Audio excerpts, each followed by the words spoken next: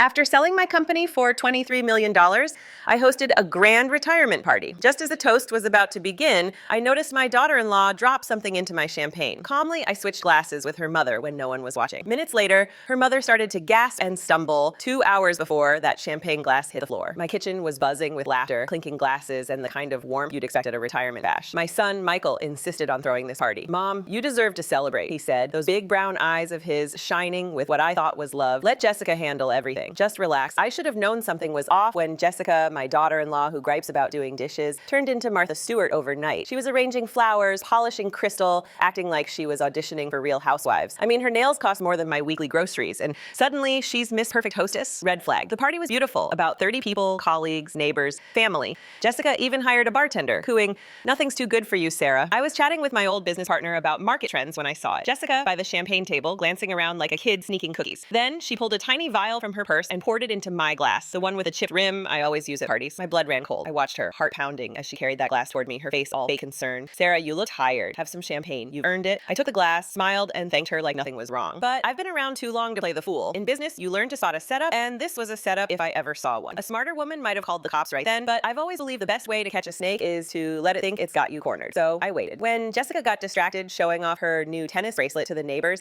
I swapped my glass with her mother, Helen's, who was standing nearby, looking a little lost without a drink. Poor Helen, always a bit scatterbrained, she grabbed the glass without a second thought and sipped it, even commenting on its interesting flavor. 5 minutes later, Helen hit the floor. Jessica screamed for someone to call 911, putting on an Oscar-worthy performance of shock. But I've seen real panic, and I've seen fake. Hers was fake. Her eyes darted too much, her hands shook just a little too perfectly. My son, Michael, pushed through the crowd, his face pale, but I caught a flicker in his expression. A quick glance at Jessica that lasted a beat too long. They're in on this together, I thought. My heart sank, but I kept my face calm. The paramedics arrived fast, loading Helen onto a stretcher. "St. Mary's," they told me when I asked which hospital. I grabbed my purse and keys, ignoring Michael's protest to stay home and clean up. Clean up? Yeah, right. Clean up their failed plan, more like. At the hospital, I stayed close, eavesdropping on the staff. Helen had acute poisoning, something about plant alkaloids, fancy talk for a toxin someone researched to be hard to trace. Jessica paced the waiting room, her designer heels clicking like a countdown clock. Michael sat rigid, his phone buzzing with texts he didn't want to answer. "This is just terrible," Jessica kept saying, like a broken record. I patted her shoulder, playing the sweet mother-in-law. "These things are often mysterious, dear," I said, then added, all casual, "It's lucky Helen didn't drink much of that champagne." Just a few sips before she collapsed, Jessica's step faltered, her face paling. "Champagne? You think the champagne caused this?" she stammered. I waved it off. "Oh, just an old woman's mind seeing patterns." But I saw the fear in her eyes, and Michael, he was watching us like a hawk. 3 hours later, the doctor said Helen was stable, but needed to stay overnight. Jessica asked to see her, but it was family only, and Helen was sedated. As we left, Michael tried to get me to stay at their house. "After what happened, I'd feel better if you weren't alone, Mom." Sweet, right? Except I knew they were wondering if I suspected anything. I kissed his cheek, said I'd be fine with my new security system, and drove home, watching them whisper urgently in the parking lot through my rearview mirror. Back home, I poured myself a fresh glass of champagne. Trust me, I checked the bottle, and sat in my study. It was time to figure out what my so-called family was up to, and more importantly, what I was going to do about it. I didn't sleep that night. Instead, I did what I've done for 45 years in business, research. Not with computers, but with a clear memory and a suspicious mind. Someone wanted me dead, probably to make it look like a heart attack or stroke. At 70, nobody questions that. Right? But why? That was the $23 million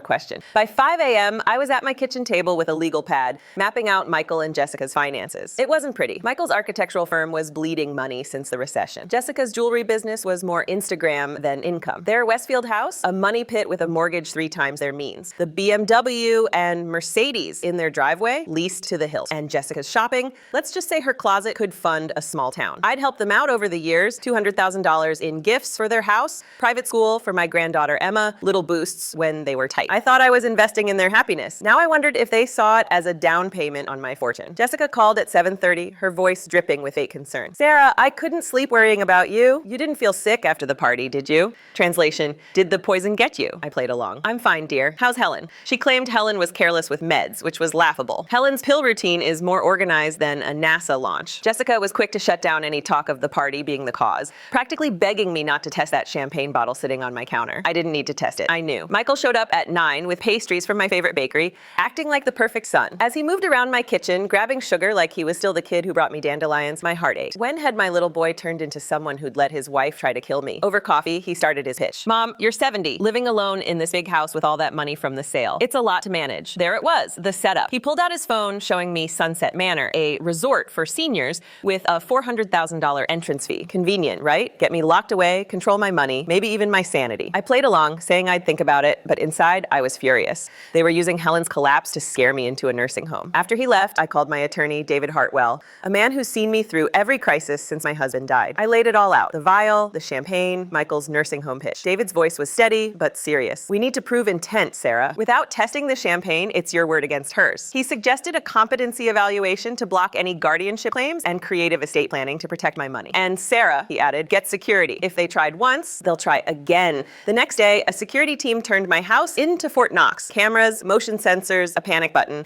I told the neighbors it was for package theft. By afternoon, David's messenger dropped off my new will and trust, cutting Michael's inheritance to a modest trust fund and leaving Jessica nothing. The bulk went to cancer research and charities. If they wanted my money, they'd have to wait, and they wouldn't get much. When Michael and Jessica showed up that evening, they looked grim. New camera? Michael asked, spotting the security system. Package theft, I said smoothly. They tried guilt-tripping me about Helen's accident, suggesting I stay with them for safety. I let the silence stretch, then dropped the bomb. You're right, I've updated my will. Their faces rose. Just some minor adjustments, I said, smiling. They left after a tense, whispered argument in my driveway. The next morning, Helen showed up, pale but sharp. Sarah, I don't take meds except vitamins. That champagne tasted metallic, and I saw Jessica with a vial. My pulse raced. I think she tried to poison you, Helen said. We sat in stunned silence, two women betrayed by our own blood. What are you going to do? She asked. Give them what they want, I said, but not how they expect. I hired Patricia, a private investigator, to dig into their finances. She found a mess. Maxed out credit cards, a failing business, and a $500,000 life insurance policy Jessica took out on me. Michael had been paying a shady geriatric psychiatrist, Dr. Steinberg, to prep a competency challenge. They'd been planning this for months. I invited Michael to lunch, dangling Sunset Manor as bait. I'm considering it, I said. His eyes lit up. There's an opening, but I need to pay by Friday, and they require a power of attorney. He practically vibrated with excitement, thinking he'd won. The next day, they brought the paperwork, including a power of attorney that gave Michael total control. I said I'd think about it overnight. That evening, I called David. Prepare something special, I said. The next morning, Michael and Jessica arrived, eager for me to sign. I handed them the signed papers, watching their glee as they typed my account numbers. Then the doorbell rang. Not David, but Detective Lisa Morrison. We need to talk about a poisoning at your party, she said. Jessica went pale as the detective revealed the champagne contained oleander extract, a deadly poison. And Mrs. Hartwell, she added, we found your $500,000 insurance policy on Sarah. Jessica's denials crumbled when I said, I saw you poison my glass. I switched it with Helen's. Michael's shock turned to horror. You knew? He stammered. I laid out everything. Their debts, Steinberg, their plan to lock me away. Jessica was arrested for attempted murder. Michael, claiming he didn't know about the poison, was later charged with conspiracy. 3 months later, I'm in my garden, roses blooming, sipping wine. Jessica got 15 years, Michael 3. My granddaughter Emma, innocent in all this, is coming to visit. Helen and I are friends now, bonded by betrayal. My money's safe, my house secure, and I've learned I'm tougher than I thought. At 70, I'm not powerless. I'm unstoppable. Thanks for listening. Share your stories below, and don't forget to subscribe. Life's too short to let the snakes win.